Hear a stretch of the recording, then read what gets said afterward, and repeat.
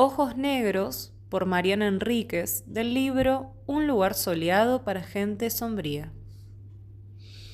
Aunque no los contaba, podía jurar que cada noche había más.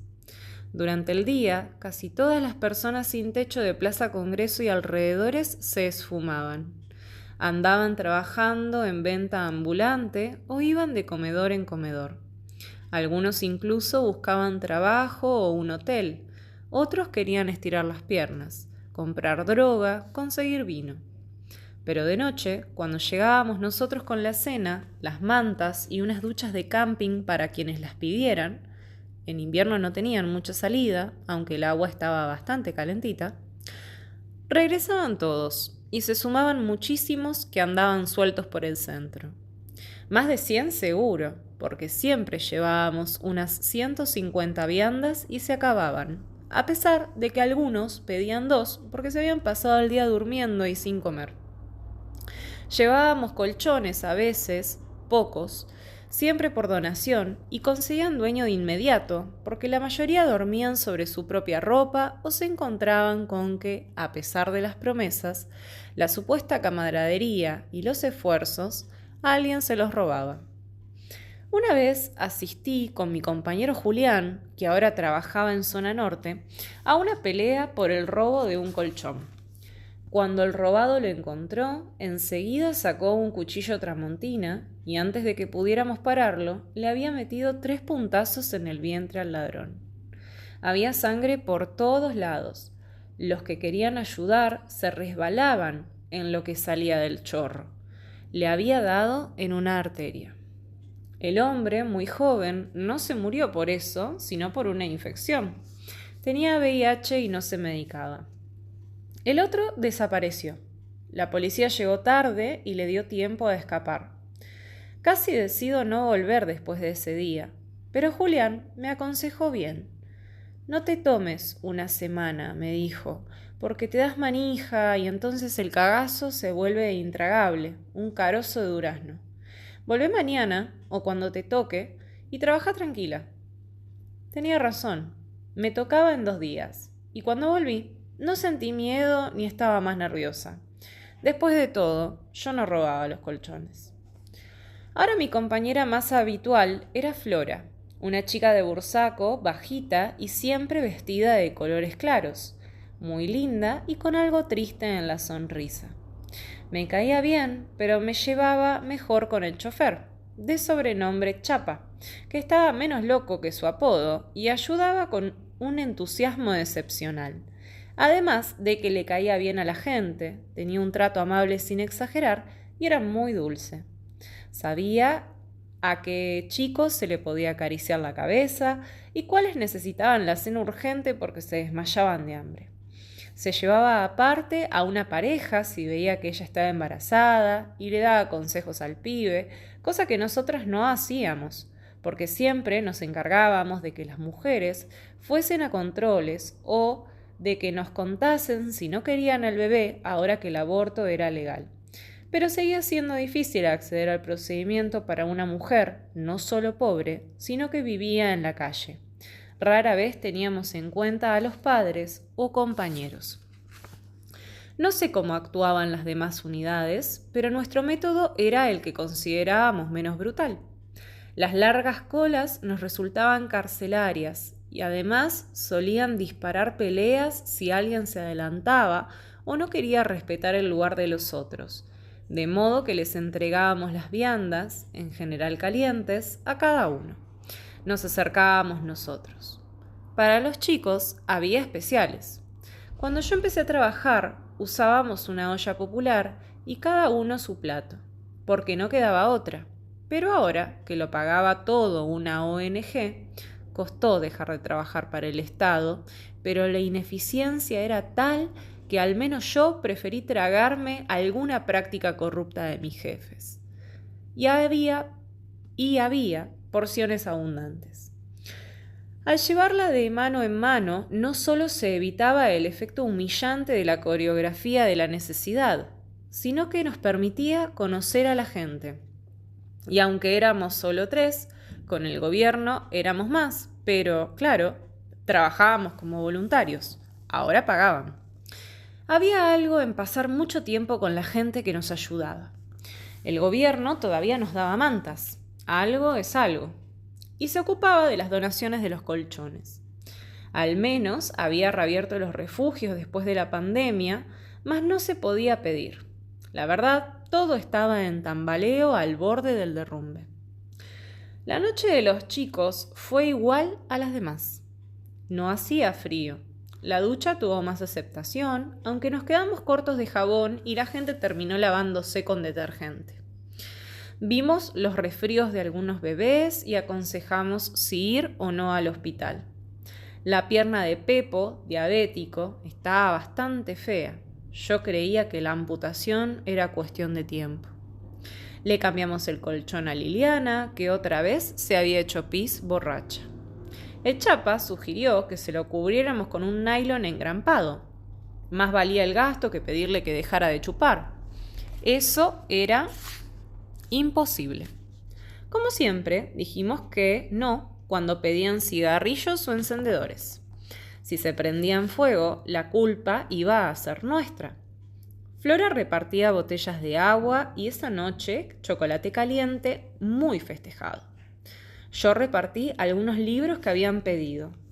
No todo era dulce y pobre gente buena.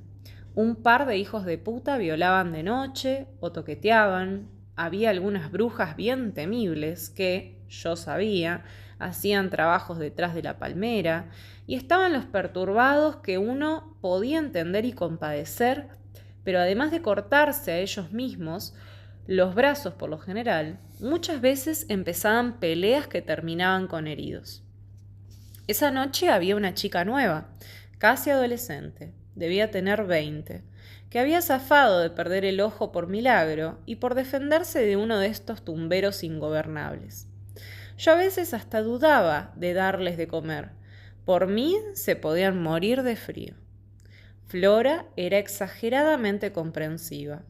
Era su formación de militante en barrios, no solo de asistente, como yo, que venía de una familia de enfermeras. La ducha había quedado pringosa de mugre y el Chapa agitó la mano bajo la nariz para hacernos entender que el nivel de peste era bastante alto. No sé por qué no usaban los refugios de la ciudad, especialmente los más nuevos. A los curtidos ya no les importaba estar sucios. Se contaban demasiadas historias de esos lugares, algunas violentas, otras paranormales. Decían que uno de los lugares era un excuartel. Flora, que conocía bien la ciudad, aunque vivía en provincia, decía que no, que el cuartel estaba cerca, pero no era el predio que se usaba como refugio. Lo que sí, la morgue estaba al lado. Muchos hablaban de manos que los tocaban de noche. ¿Qué diferencia había entre una mano fantasma y los peligros de la intemperie real?, me preguntaba yo, pero no decía nada. También tenía mis miedos, así como Flora tenía sus silencios y sus tristezas que respetábamos. Yo la veía llorar o la escuchaba y algunas veces era de pena y compasión, pero otras lloraba porque estaba conmovida y sensible. El Chapa me había dicho que vivía en Bursaco porque estaba acompañando a su hermano en un tratamiento. Una quimioterapia, dijo el Chapa y se santiguó, y yo le pegué un codazo en las costillas para que no fuese un tarado, como si las enfermedades se pudieran evitar con rezos.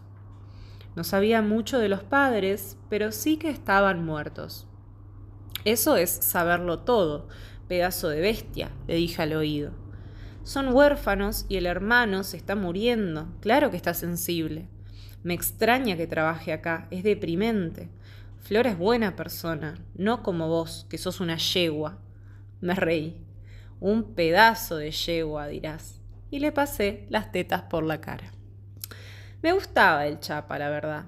Y no sé si era mutuo, pero estaba segura, sin duda alguna, de que era uno de esos chongos que, si una mujer los seducía, eran incapaces de decir que no.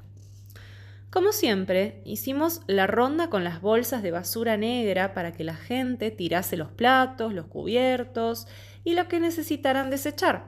En general, pañales y toallitas de menstruación. Casi nada más. Guardar cosas era lo fundamental. Nada sobraba.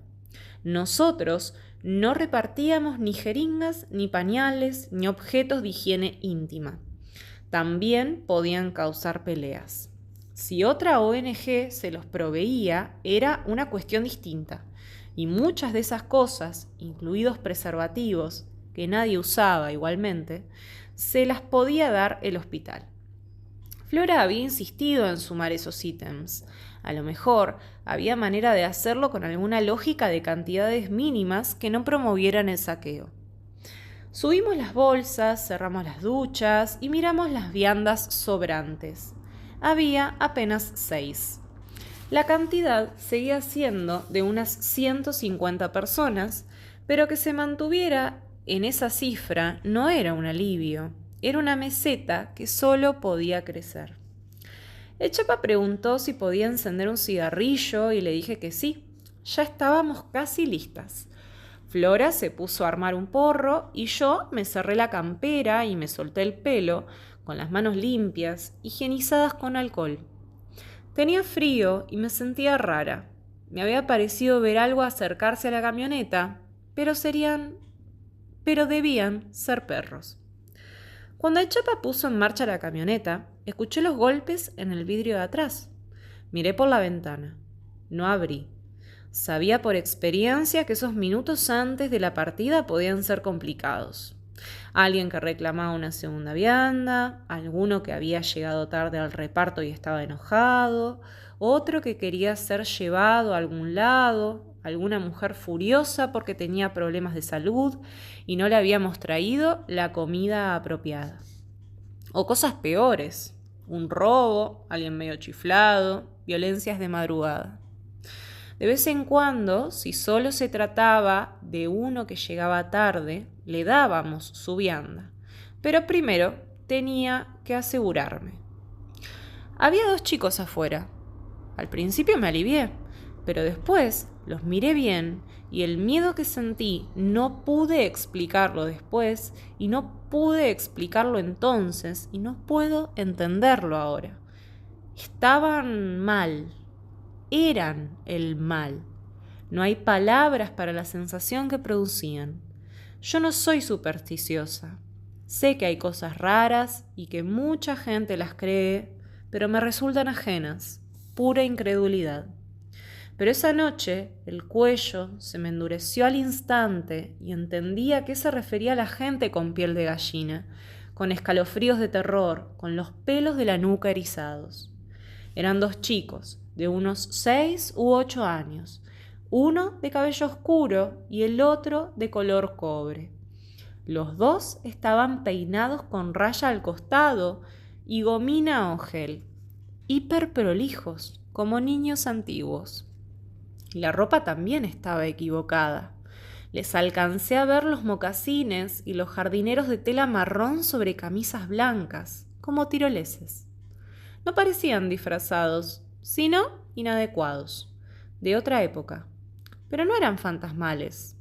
Carne y hueso, piel que se veía en sus detalles bajo las luces de la calle, el más grande moreno y el más chico pálido. No flotaban ni eran transparentes, solo estaban demasiado quietos, no parecían hermanos. A pesar de que me temblaba todo el cuerpo y el vientre me gritaba que no lo hiciera, abrí una ventana. Estaba segura, pero la razón me decía que podía equivocarme. Quería equivocarme. El moreno dijo: «Señora, ¿sería tan amable de dejarnos entrar en su vehículo? ¿Puede abrirnos la puerta?» ¿Qué chico de 8 años que vive en la calle habla con esa corrección? «¿Arrancamos?», preguntó el Chapa a los gritos. «Dame un segundo», contesté. Flora seguía sentada con su porro, que armaba con lentitud al lado de una de las bolsas de basura. No me prestaba atención. «¿Quieren comida? Ya les paso». Se miraron sorprendidos, como si el truco no les funcionara. Yo temblaba tanto que me castañetaban los dientes. Flora preguntó qué me pasaba y le dije que tenía frío y que me alcanzara 2 viandas. Por favor, señora, déjenos ingresar al vehículo, dijo el más bajo, no sé si llamarlo el menor. Flora quiso saber si eran nenes. No le contesté porque no podía hablar demasiado y además porque no lo sabía. Decir que tenía la boca seca era una estupidez. No era una boca, era un desierto al mediodía. Me costaba respirar por la velocidad de las inhalaciones. Hiperventilaba. Jamás me había sentido así, ni cuando un ex me amenazó con un cuchillo en una quinta, los dos solos. De ese ex me podía defender, podía hablarle, podía escapar.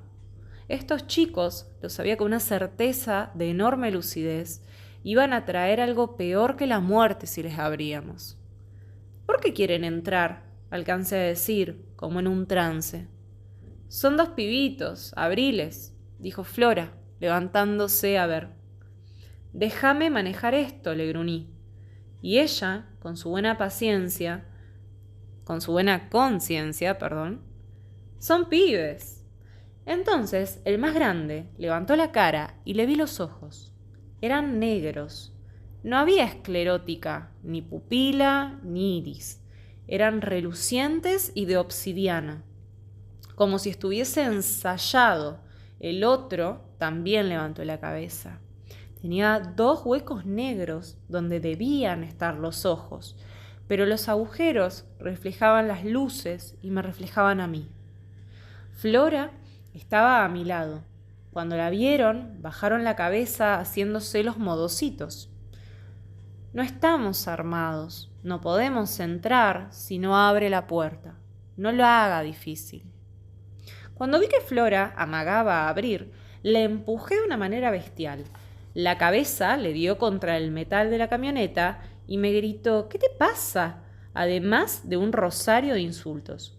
Se levantó rápido y cuando le cerré la ventana en la cara a uno de los chicos, le escuché decir con su voz sin inflexiones: Nuestra madre vendrá a recogernos después. Esto terminará pronto. Arrancá, rápido, le grité al Chapa. Me hizo caso. Percibió el horror de mi voz, que a mí también me sonó distinta, destemplada. Eran pibitos, ¿estás loca?, me gritó Flora.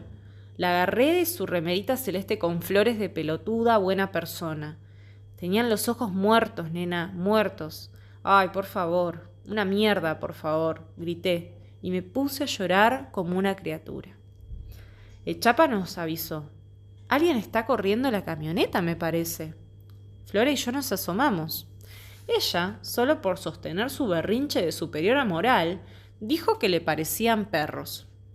Eran los chicos, en 4 patas, pero no corrían como primates. Eran arañas veloces, los culos flacos para arriba, nada humano en sus movimientos. El Chapa miró para atrás antes de acelerar por Callao y coincidió. ¿Pero qué mierda son esos bichos? Pibitos, dice acá la señorita. Flora lloró y el Chapa, asustado, le dijo que ningún pibito corría a la misma velocidad que una camioneta, ni un pibito recargado de Paco. Entonces eran perros, dijo ella.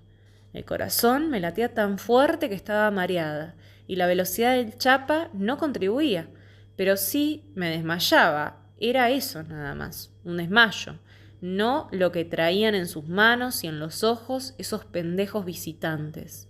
Esto terminará pronto, habían dicho. El Chapa se metió por Córdoba, donde estaba la oficina central de nuestra ONG, y a pesar de los rezongos de Flora, no nos dejó bajar hasta que entró la camioneta en el garage y cerró la puerta. Yo me había meado encima y tenía el cuerpo cubierto de sudor. Flora, decidida y con la sien sangrando, dijo que ya mismo teníamos que hablar con el jefe. Estaba en la ONG el jefe. Siempre se quedaba hasta que volvíamos. No sé si era un buen tipo. Nos recibió enseguida cuando vio la sangre de Flora y mis temblores, mi palidez, mi propia sangre de tanto morderme el labio, la mancha de pis en mis jeans. Pensó, con buena razón, en un ataque. Flora le contó su versión y después hubo un silencio, o mejor, un zumbido.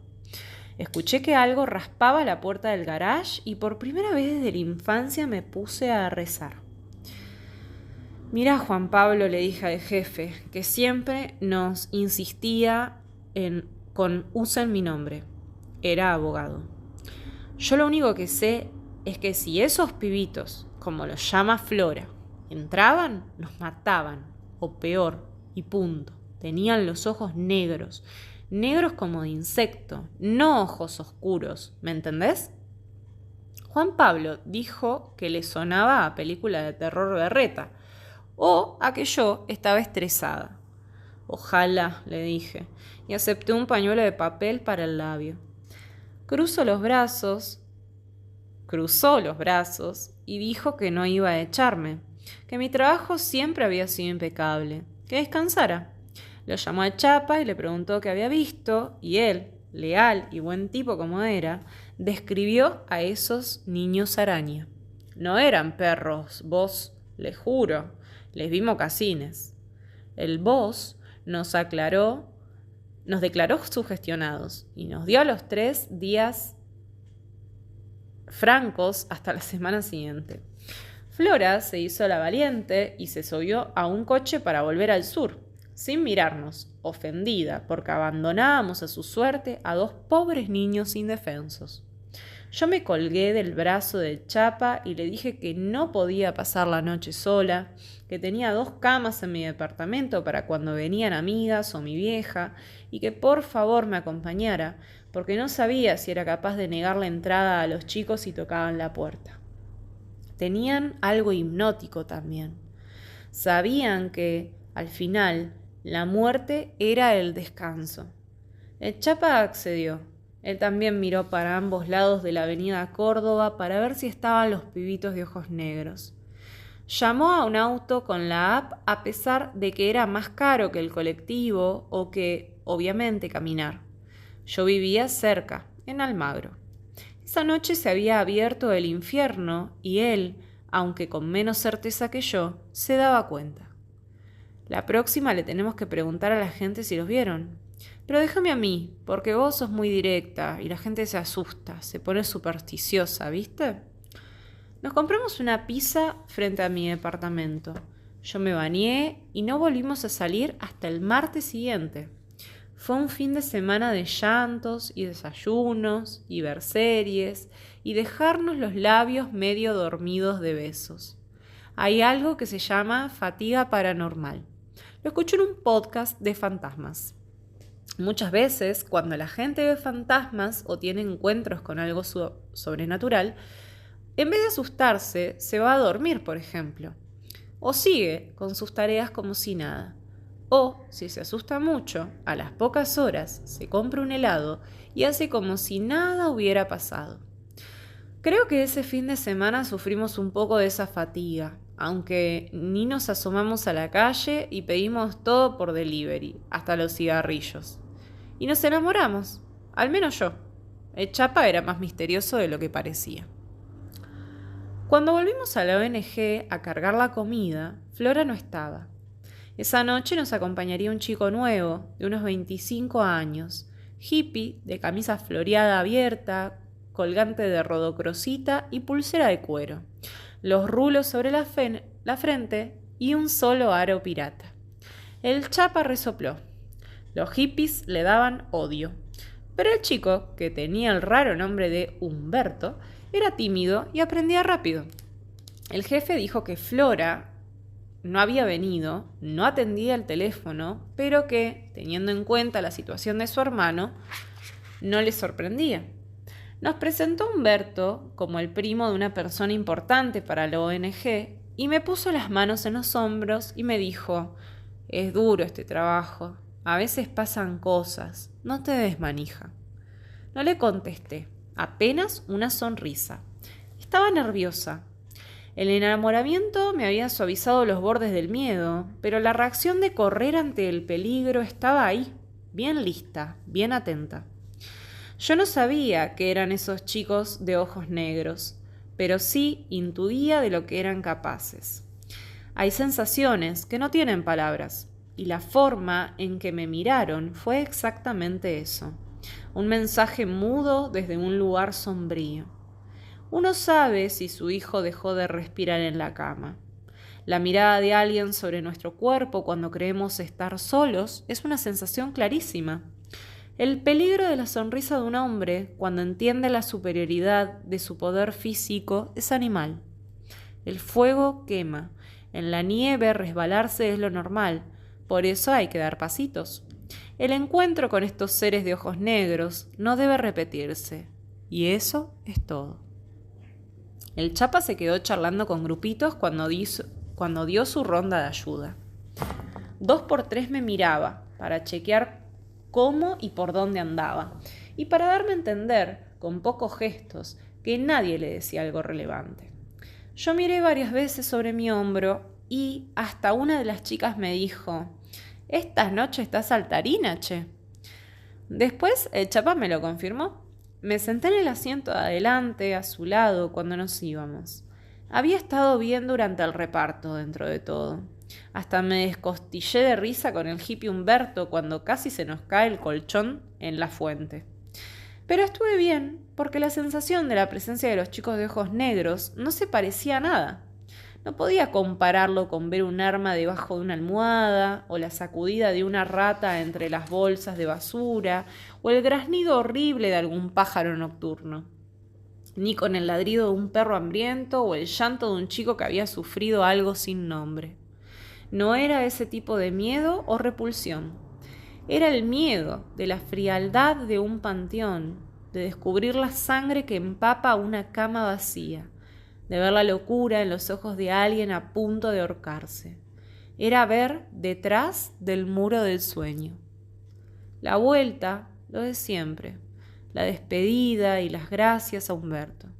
Pero el Chapa estaba inquieto, pulposo. Decía que estuvimos mal con Flora, que él no desconfiaba, pero ¿por qué había visto las arañas esas? Que ella era una buena piba. Vamos de nuevo. Decía que estuvimos mal con Flora, que él no desconfiaba, pero ¿por qué había visto las arañas esas? Que ella era una buena piba. ¿Qué querés? ¿Ir a Bursaco? Dije. Ahora de noche, ni a palos. No soy Conan, pero mañana, después de desayunar, podríamos. Tengo la dirección y conozco el barrio. Nací en Longchamps y mis viejos viven ahí. Era lo primero personal que me contaba. Desayunamos antes de salir para provincia y el Chapa notó mi mala cara. Había dormido mal, o mejor dicho, no había dormido. De ninguna manera había sentido algo parecido al miedo producido por los ojos negros, pero en la noche fría estaba tan quieta, tan amenazante, que me quedé en el living a ver tele con los auriculares mientras el Chapa dormía. No a pata suelta tampoco. Nos sentía murmurar y dar muchas vueltas. Estuve buscando en YouTube sobre los pibes. Empezó a decir. No, le di un beso en la mano. No me cuentes nada. Prefiero pensar que nunca existieron. Yo no creo que te puedas olvidar. Me olvidé de muchas cosas terribles. Ojo, Ok, me dijo, y entrelazamos los brazos. Después nos fuimos para el sur. Yo nunca había ido. Soy del oeste. Y el Chapa me dijo, es aburrido. Hipólito Yrigoyen derecho, nada para ver tampoco, era verdad. Supermercados y pizzerías y parrillas y fábricas abandonadas y algún club, todo gris y descuidado e idéntico.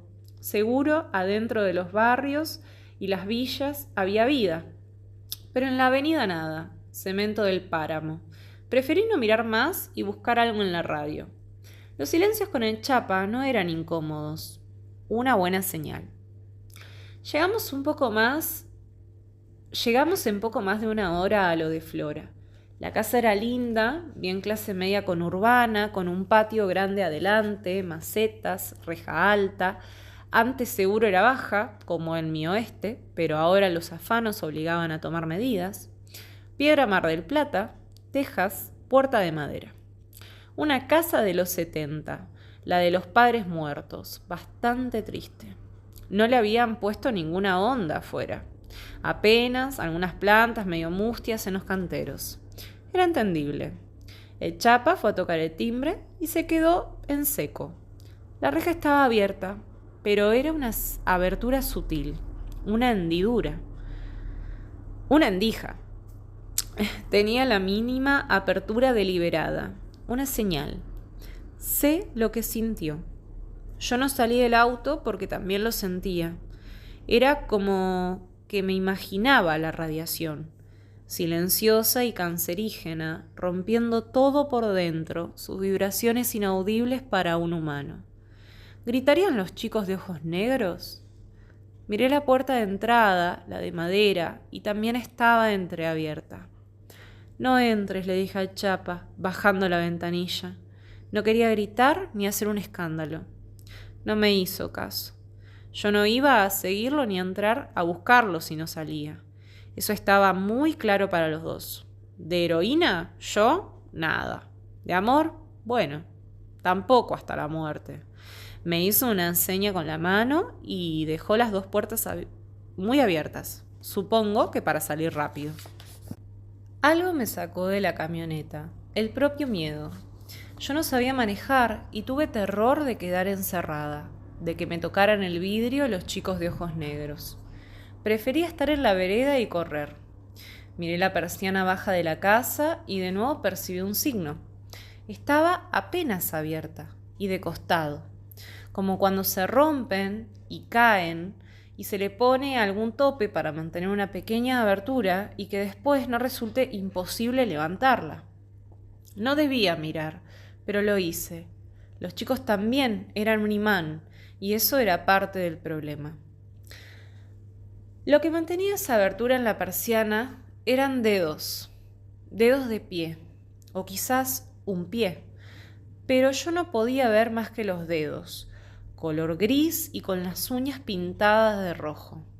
5 dedos humanos, las uñas largas, pero no garras, uñas.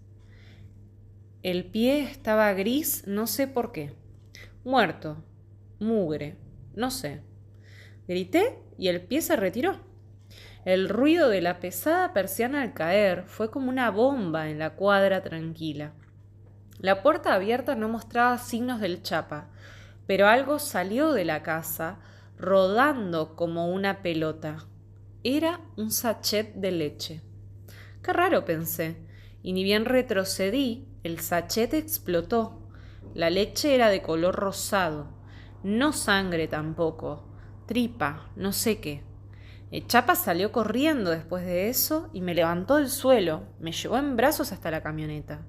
Sus pasos sonaban pegajosos, como si hubiese caminado sobre Coca-Cola derramada. Se subió al coche agitado, el cuello rojo, las venas palpitando y los ojos locos, la voz un rugido bajo. Arrancamos y yo todavía no había salido de sus brazos, así de decidido estaba. El motor era el único en el barrio que, me di cuenta, estaba totalmente silencioso. Todas las casas tenían las persianas bajas, las puertas cerradas. No había ni un perro, ni un pájaro sobre los cables de luz, ni el ruido de un colectivo lejano, ni un negocio abierto. Desde donde estábamos se veían los carteles de un supermercado y un kiosco con las persianas bajas. Flora los dejó entrar, dije.